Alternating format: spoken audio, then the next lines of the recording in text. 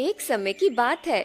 सोनपुर नामक गांव में एक गरीब मछुआरा रहता था जिसका नाम कुंदन था। उसके माता पिता की मृत्यु होने की वजह से वह अपने घर में अकेला रहता था। एक दिन वह जंगल में नदी किनारे मछलियों को पकड़ने जा रहा था कि तभी उसे वहाँ एक छोटा सा बंदर जख्मी हालत में गिरा हुआ दिखाई देता है। अरे, तुम कौन हो और यहाँ इस हालत में क्या कर रहे हो, छोटे बंदर? छोटा सा मासूम बंदर कुछ नहीं बोलता, वह सिर्फ दर्द से तड़प रहा था। लगता है जंगल में इस मासूम बंदर का किसी ने शिकार किया है और ये उस शिकारी के शिकार से जख्मी होकर यहाँ पर अपनी जान बचाने के लिए आया है। तुम बिल्कुल परेशान मत हो छोटे बंदर, मैं तुम्हें अपने साथ ले जाऊंगा और तुम्हारा इलाज खुद करवाऊंगा। देखना, फिर तुम बिल्कुल ठीक हो जाओगे। कुंदन उस बंदर को ठीक होने का दिलासा देता है, लेकिन वह बंदर उसे चुपचाप अपनी मोटी मोटी आंखों से देखता रहता है। छोटे बंदर, तुम क्या गूंगे हो? मैं कब से तुम्हें इतनी सारी बातें कह रहा हूँ, मगर तुम हो कि कुछ बोलते ही नहीं। मुझे तो ऐसा लगता है कि तुम बोल ही नहीं सकते। चलो कोई बात नहीं, मैं तुम्हें वैद्य जी के पास लेकर चलता हूँ।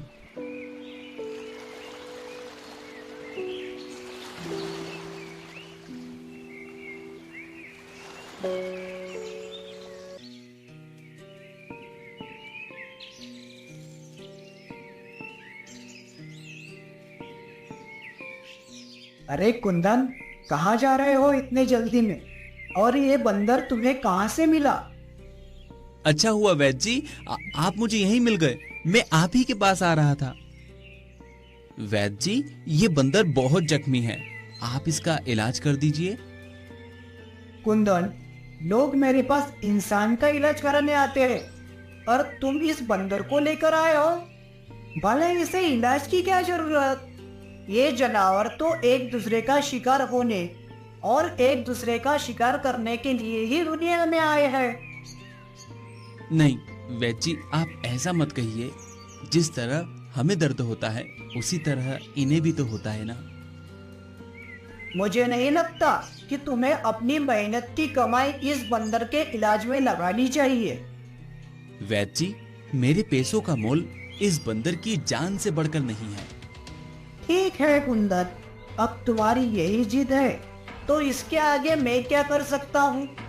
चलो मेरे साथ। इतना कहकर वैद्य जी कुंदन और बंदर को अपने घर ले आते हैं। वह बंदर की चोट पर बहुत सारी दवाइयाँ लगाकर उसकी पट्टी बांधते हैं। देखो कुंदन, मैंने इसकी मरहम पट्टी तो कर दी है, लेकिन तुम्हें इसका बहुत ज्यादा ख्याल रखना पड़ेगा। ठीक है वैद्य जी। कुंदन बंदर को लेकर अपने घर चला जाता है। बंदर बेचारा जख्मी हालत में सुस्त होकर कुंदन के पास लेटा रहता है।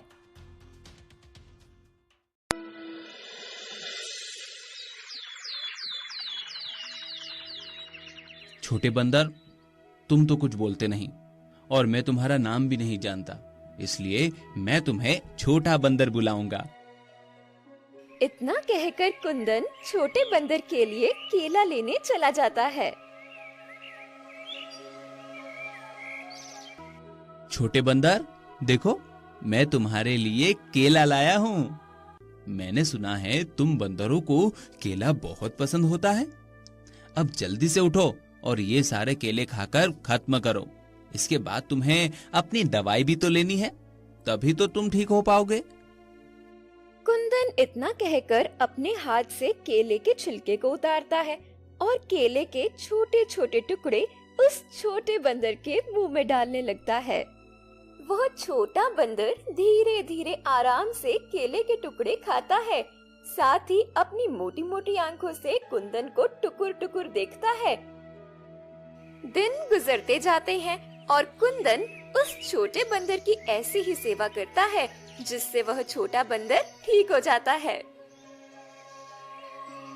छोटे बंदर, अब तुम पूरी तरह से ठीक हो चुके हो और अब मुझे लगता है कि तुम्हें तुम्हारे परिवार के पास पहुंचा देना चाहिए। चलो, मैं तुम्हें तुम्हारे परिवार के पास जंगल में छोड़ देता हूँ। कुंदन ये कहकर बंदर को जंगल की तरफ लेकर जाता है।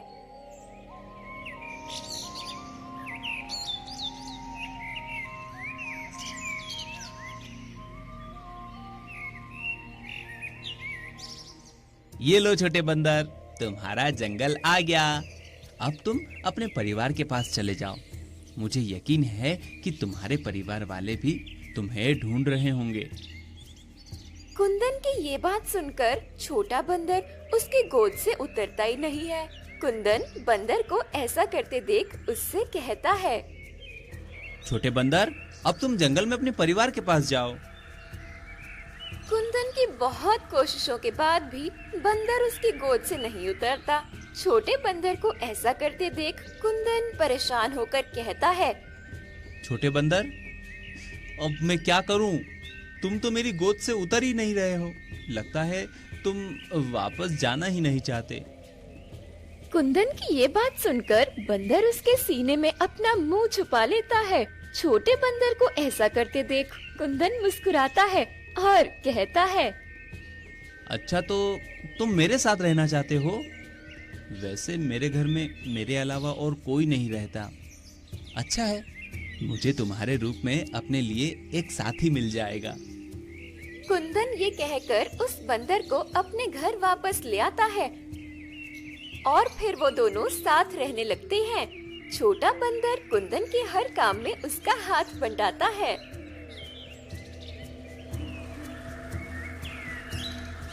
एक दिन कुंदन नदी किनारे मछली पकड़ने जाता है।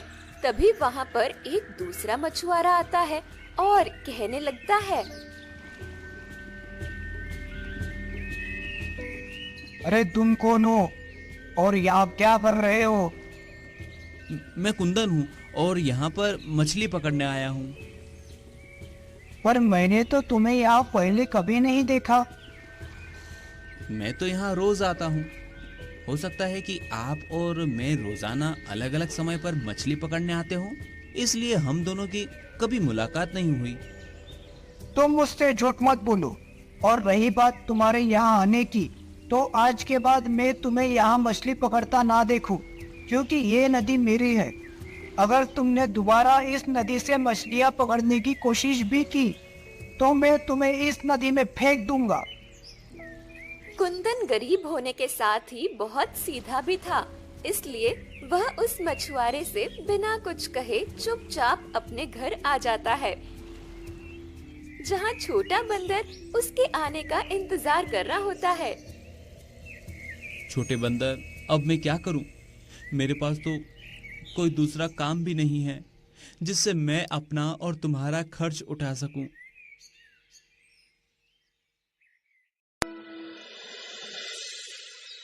कुछ देर बाद कुंदन फिर से छोटे बंदर से कहता है,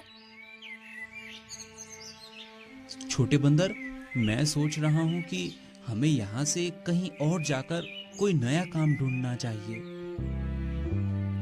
कुंदन ये कहकर उस छोटे बंदर को अपने साथ ले जाता है और फिर चलते चलते वो दोनों जंगल की तरफ आते हैं।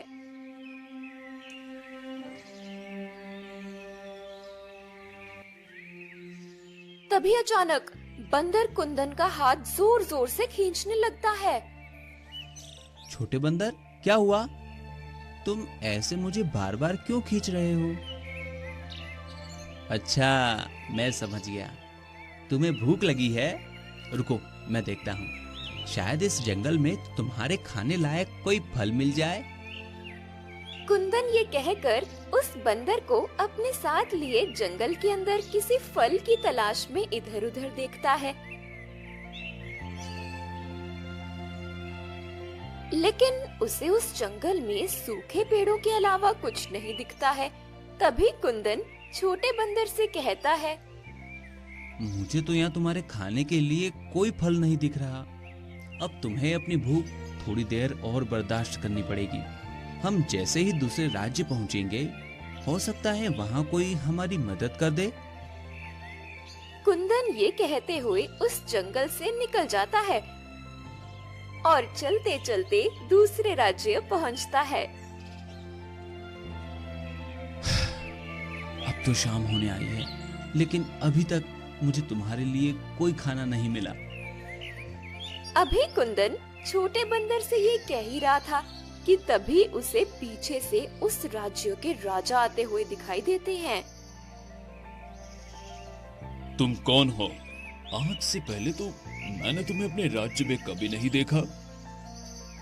महाराज, असल में मैं आपके पड़ोसी राज्य से आया हूँ। ओह अच्छा, तो तुम यहाँ नए हो, तो मैं ये जान सकता हूँ कि तुम यहाँ क्यों आए हो? महाराज, मेरा नाम कुंदन है और मैं एक मछुआरा हूँ, मगर मेरे पास इस समय कोई काम नहीं है, इसलिए मैं यहाँ काम की तलाश में आया हूँ। अच्छा, तो तुम यहाँ काम की तलाश में आए हो। अगर मैं कहूँ कि तुम मेरे महल के सामने वाली नदी और उसके पास के झरने की साफ सफाई करो, तो बदले में मैं तुम्हें खाने और रहने की जगह दूंगा, तो क्या तुम ये काम करना चाहोगे? कुंदन राजा की ये बात सुनकर खुशी खुशी हाँ कर देता है और कहता है, महाराज, आपका बहुत बहुत शुक्रिया कि आपने मुझे काम पर रखा। अरे कुंदन, कोई बात नहीं, तुम हमारे पड़ोसी राज्य से आए हो, हमारे मेहमान हो, इस नाते तुम्हारी मदद करना हमारा कर्तव्य है। राजा ये कहकर कुंदन और उसके बंदर को अपने महल में ले जाते हैं।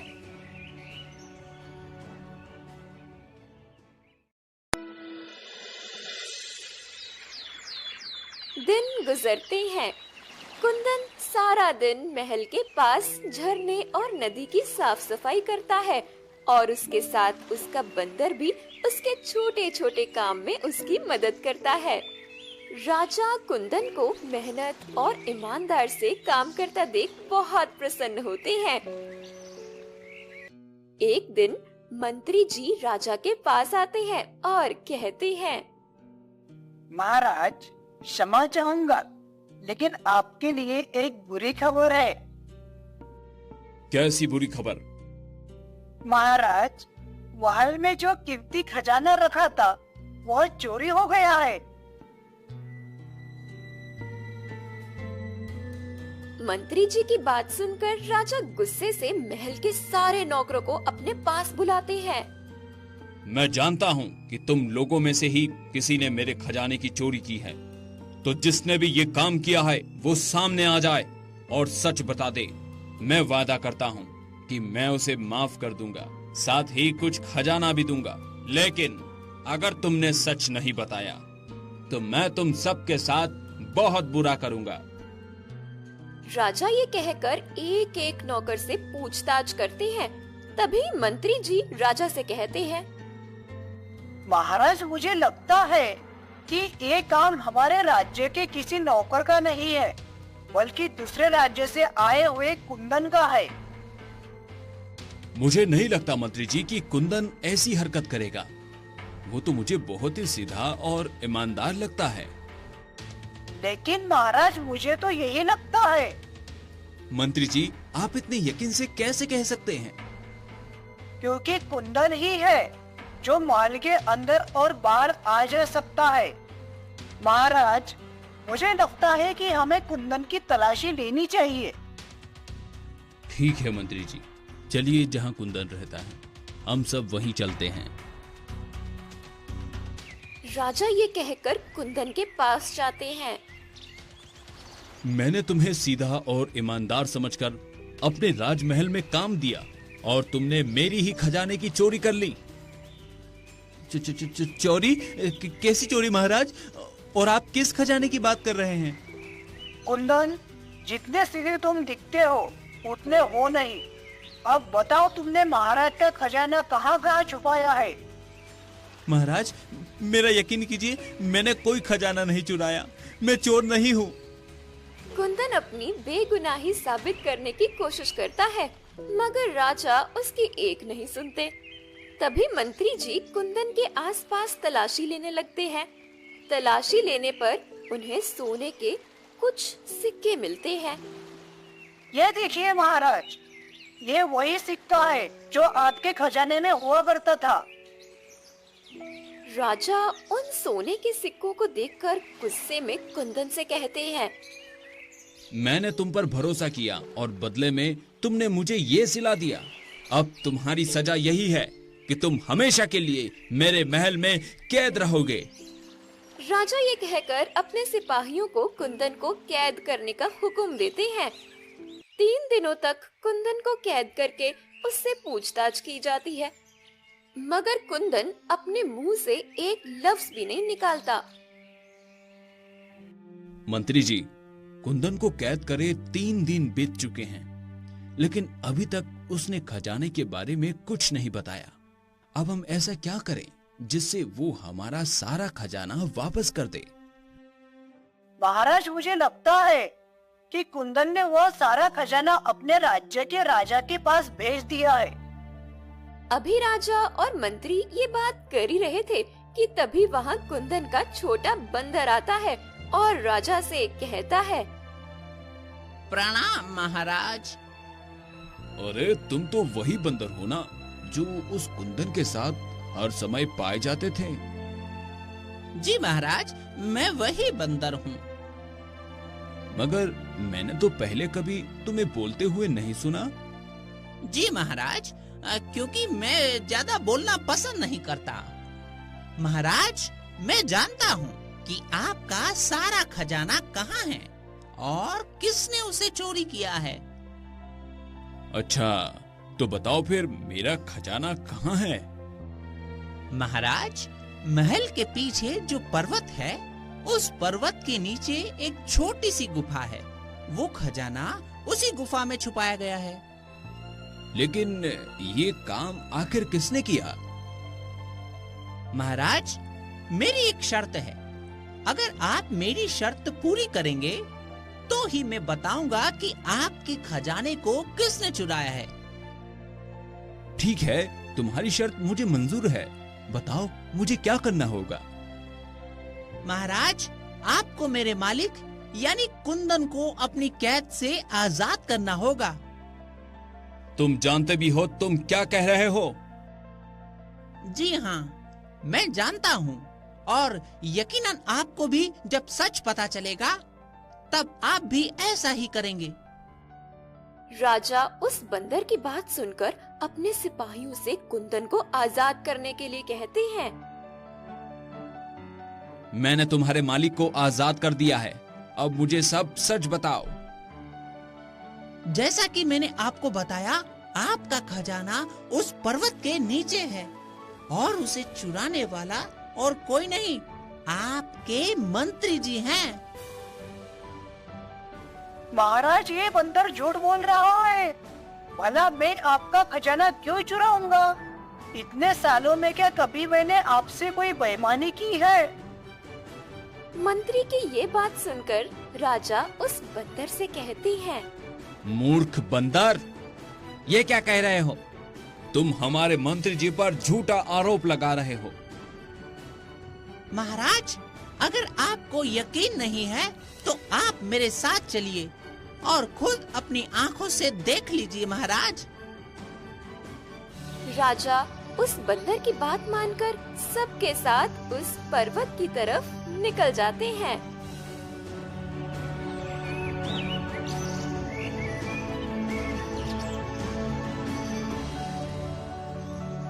छोटा बंदर सबको उस पर्वत के नीचे बनी गुफा में ले जाता है और वहाँ पर छुपा सारा खजाना राजा को दिखाता है।